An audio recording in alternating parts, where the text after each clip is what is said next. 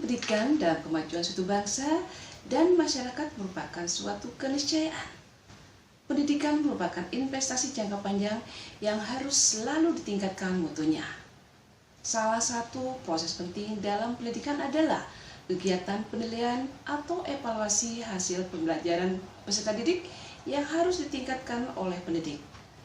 Penilaian menjadi komponen penting dari setiap pendidikan. Maka dari itu, untuk memudahkan penilaian, perlu adanya rubrik penilaian yang berlandaskan pada standar kompetensi lulusan yang mengacu pada UKRK, urgensi, kontinuitas, relevansi, dan keterpakaian. Nah, di sini saya akan memaparkan tentang rubrik penilaian.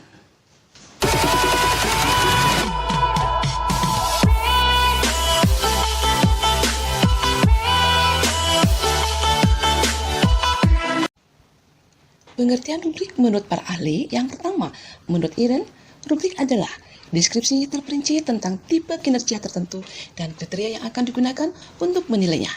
Sedangkan yang kedua, menurut Bernie Dodge dan Nancy Pickett, bahwa rubrik adalah alat scoring untuk asesmen yang bersifat subjektif yang di dalamnya terdapat satu set kriteria dan standar yang berhubungan dengan tujuan pembelajaran yang akan diakses ke anak didik. Sedangkan yang ketiga, menurut Hedy, Godik and Reed, rubrik adalah suatu alat penskoran yang terdiri dari daftar seperangkat kriteria atau apa yang harus dihitung. Latar belakang daripada penyusunan rubrik penilaian tentunya yang pertama adanya Kerangka Kualifikasi Nasional Indonesia atau KKNI, yang kedua disusun berlandaskan pada standar kompetensi lulusan, yang ketiga pelaporan hasil penilaian peserta uji kompetensi secara objektif, akuntabel, dan informatif melalui si kompeten. Sedangkan yang keempat, pelaksanaan penilaian dengan secara tato. Dasar hukum dari rubrik ini, yang pertama, menurut Undang-Undang Nomor 20 Tahun 2002 tentang Sistem Pendidikan Nasional. Yang kedua, menurut Peraturan Pemerintah Nomor 19 Tahun 2005 tentang Standar Nasional Pendidikan. Yang ketiga, menurut Peraturan Pemerintah Nomor 32 Tahun 2013 tentang perubahan atas Peraturan Pemerintah Nomor 19 Tahun 2005 tentang Standar Nasional Pendidikan.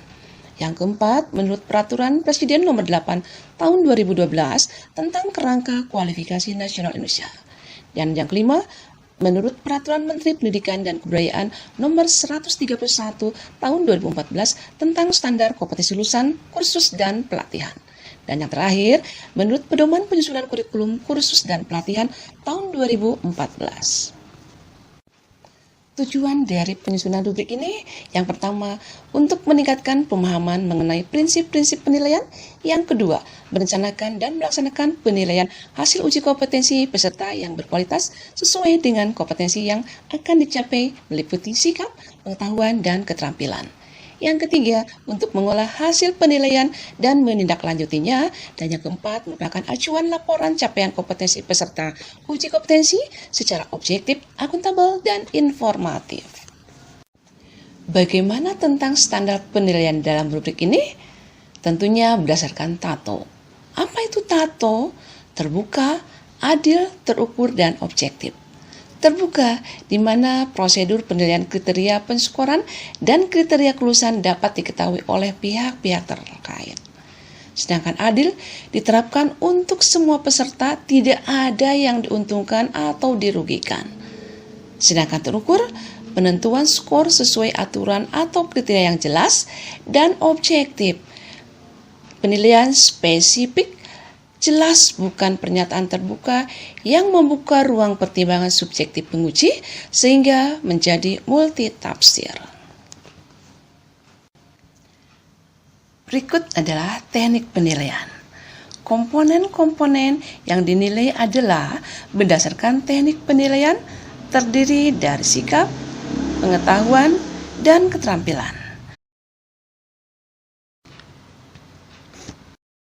Dari hasil penilaian, maka penguji dapat menyimpulkan apabila peserta uji kompetensi kompeten dalam 5 unit kompetensi, maka bisa dinyatakan kompeten.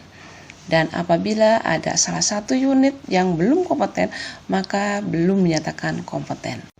Baik, kita lanjutkan ke rubrik penilaian. Nah, rubrik penilaian ini dibuat untuk memudahkan pendidik dalam menilai peserta didik. Penilaian peserta didik ini harus sesuai dengan SKL yang telah ditentukan. Di sini saya akan memaparkan rubrik penilaian untuk mengelola administrasi jurnal yang EKK1 dan EKK2. Kita lihat dalam EKK2, elemen kompetensinya mampu melakukan penjurnalan dari bukti-bukti transaksi. Maka di dalam kelulusan indikator kelulusannya dijabarkan dapat memverifikasi nomor bukti, tanggal transaksi, jumlah dan keterangan transaksi yang ada dalam bukti transaksi secara tepat. Nah, bagaimana untuk membuat komponen penilaian? Untuk membuat komponen penilaian, kita menguraikan dari indikator kelulusan. Tadi yang pertama nomor bukti, maka dalam komponen penilaian diuraikan menjadi nomor bukti jurnal diidentifikasi berdasarkan bukti transaksi. Nah, bagaimana untuk kriteria skornya? Kita menganut pada dikotomi ya. Jika peserta menuliskan nomor bukti jurnal pada formulir jurnal sesuai dengan yang ditetapkan.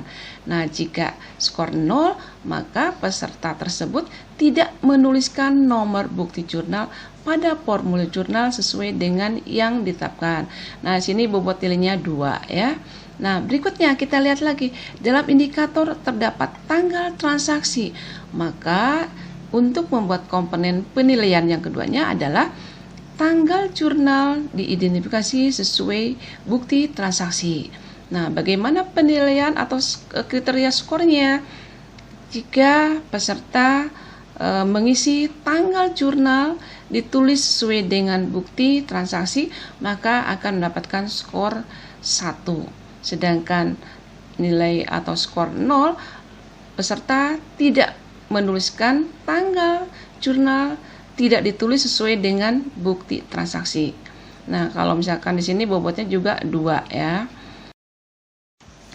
Untuk mempermudah seorang penguji dalam membuat penilaian, maka dari rubrik tadi dapat dibuatkan form penilaian. Nah, kita lihat di sini ada form penilaian. Dalam form penilaian ini ada komponen penilaian yang diambil dari rubrik tadi.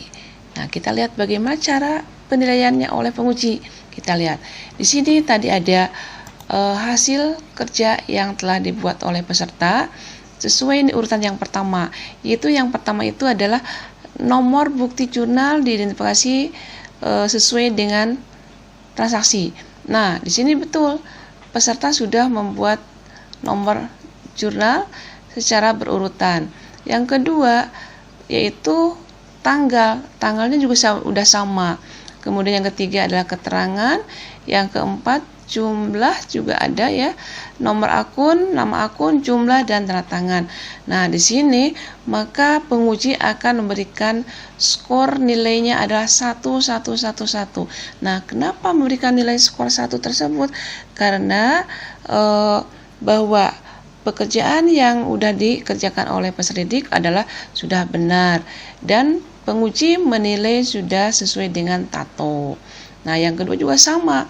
Yang kedua hasil kerja anak ini mulai dari nomor urut, terus tanggal, keterangan, nomor akun, nama akun, nilai atau jumlah debit kredit serta tanda tangan ini sudah sesuai dengan apa yang ada dalam komponen penilaian. Maka penguji akan memberikan skornya adalah 1, 1, 1, 1. Nah, kenapa 1, 1? Karena sudah sesuai dengan apa yang ada dalam komponen. Maka penguji akan memberikan nilai 1 dan penilaian ini sesuai dengan tato. Nah, itu gambaran dari pelaksanaan penilaian. Nah, maka dapat disimpulkan bahwa rubrik penilaian ini memudahkan penguji atau pendidik dalam membuat form skor sehingga materi yang diujikan sesuai dengan standar kompetensi lulusan.